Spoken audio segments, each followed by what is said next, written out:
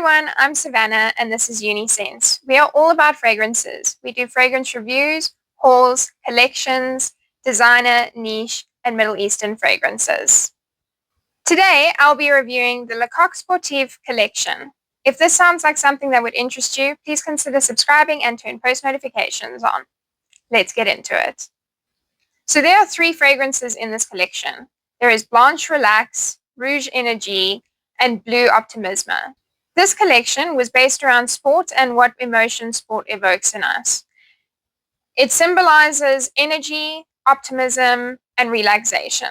All these fragrances are advertised as unisex, but I only find one of them unisex, and then the one is female leaning and the other one is masculine leaning. These fragrances are part of a seed to feel approach, which is a scientific methodology which is designed to define the emotional signature of a fragrance. In these fragrances, I find the Blanc Relax unisex, the Rouge Energie feminine leaning, and the Bleu Optimisme masculine leaning. Let's look at Blanc Relax first. In the notes, in the top we have mandarin orange, in the mid we have mandarin leaf and chamomile, and in the base we have musk and cedar. In the opening, it is very herbal from the tea.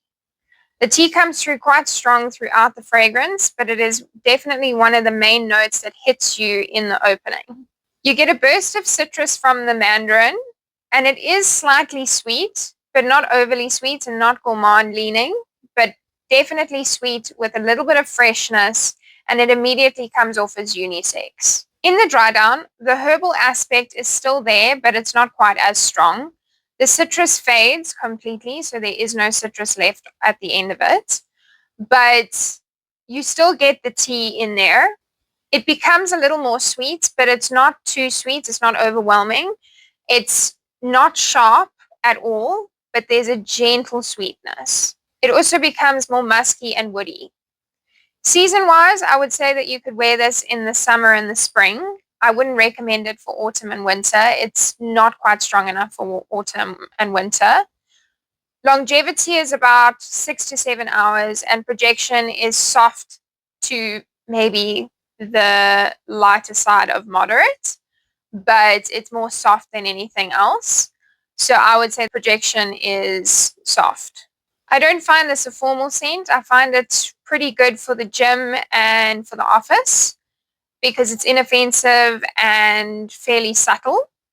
Overall, I enjoy the scent, but I don't think it's anything mind-blowing. I do think that the tea aspect is providing a slight bit of uniqueness just because it's such a strong tea note, but I don't think it's a wow fragrance. I think that if you're interested, if you like the smell of tea, then this would be a really good fragrance to look at because the tea aspect is very, very strong throughout this fragrance. So that is the one thing I really like about this fragrance. So I would recommend it to someone that enjoys tea and is looking for a tea aspect in their fragrance, especially a unisex fragrance, but I don't think it's anything out of this world. Now, if we look at Rouge Energie, let's look at the notes. In the top, we have cherry and pink pepper. In the mid, we have peony. And in the base, we have vanilla. So personally, I love the opening. It is quite feminine. It's very sweet. Lots of cherry in the opening. Almost a sweet and sour cherry.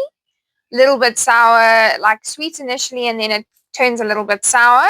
You do also pick up the pink pepper quite a bit. I really enjoy the opening of this fragrance. It's definitely up my alley in terms of the cherry. I really like a cherry note. So for me, I really like the opening. In the dry down, there is less cherry, but it is still there. The peony starts coming through in the dry down, so there's more of a floral aspect that starts coming through. It does start to become a little bit vanillic, but not overly so, and not in a super sweet way. So you can get that vanilla in the base there, but it's not overpowering anything. I would say the cherry is still the main note, even in the dry down. The cherry still stays present. The projection is moderate, even in the last few hours of the wear. The projection is still fairly good. You get pretty decent longevity. You get 6 to 8 hours of longevity as well. So the performance of this fragrance is not bad. It's actually quite a good performing fragrance, but there is obviously the aspect that people are going to compare it to Lost Cherry from Tom Ford, which I don't think it is a Lost Cherry dupe or clone. I don't think it's similar to that. It has more of a sweet and sour cherry, and then the vanilla is basically lining the bottom of the fragrance. Overall, I really like this fragrance. The cherry isn't too synthetic. So if you are a cherry fan and you're wanting a cherry fragrance that isn't, a lost cherry dupe, then maybe look at this fragrance because it's a little bit different to all the lost cherry dupes that are out there. I would definitely recommend this fragrance, especially if you're a cherry fan. So yeah, I do like this fragrance. I prefer it to Blanc Relax. It does lean feminine, obviously, as I said previously, but you really are going to enjoy this fragrance, and you are going to get fairly decent performance from it. Lastly, we're going to look at Bleu Optimisme. So in the notes, we have in the top bergamot and lavender. In the mid, we have mate, which is a type of tea. And in the base, we have patchouli. In the opening, it immediately leans masculine. It's very fresh. It's aromatic. It's got a cooling kind of cold fragrance kind of vibe. There is a little bit of spiciness, but the spices are more on the fresh side than on the warm side. So as I said, it gives that kind of cooling effect. It obviously is masculine, but I do think that some women could pull it off if they prefer slightly masculine leaning fragrances. Look, it's not a massively masculine fragrance where only men can wear it. So there are women, especially like athletic women, that like smelling super fresh and want to get that cool kind of aspect from it.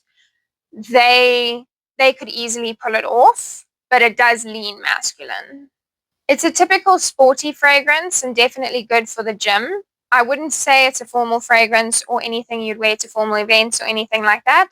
I would say stick to the gym and maybe the office, but not anything other than that. There obviously is mate in it, which is another tea note. This tea note is not that strong in it. I don't pick up a strong tea aspect in it. I more pick up those aromatic freshness from it. In the dry down, the lavender still sticks around, so that aromatic aspect still sticks around. So the lavender comes through quite strong. The tea note I don't really get in the dry down at all. The patchouli is also quite a nice patchouli. It's not a dirty patchouli, so it's overall a very fresh scent. I would say that this is quite a generic, typical kind of scent profile. I don't find this fragrance a particularly unique fragrance. I find it quite generic. So for me, I would recommend this as more of a more affordable designer fragrance, especially for the gym and for the office in terms of sporty fragrances and refreshing scents. That's what I would recommend it for. I wouldn't recommend it as a formal, very sexy, date night kind of scent. I don't find it leaning that way. The longevity is not great on this. I get 4 to 6 hours. 6 is with massively overspraying. 4 to 6 hours, and then it becomes a skin scent. And the projection is fairly soft. So that's my review on the Le Coq Sportif collection. If you found this helpful, please click that like button and subscribe. It really helps the channel. I really appreciate you sticking through with me till the end. Please let me know what your favorites of these free fragrances are if you have them. But yeah, I'll see you in the next one. See you soon. Bye.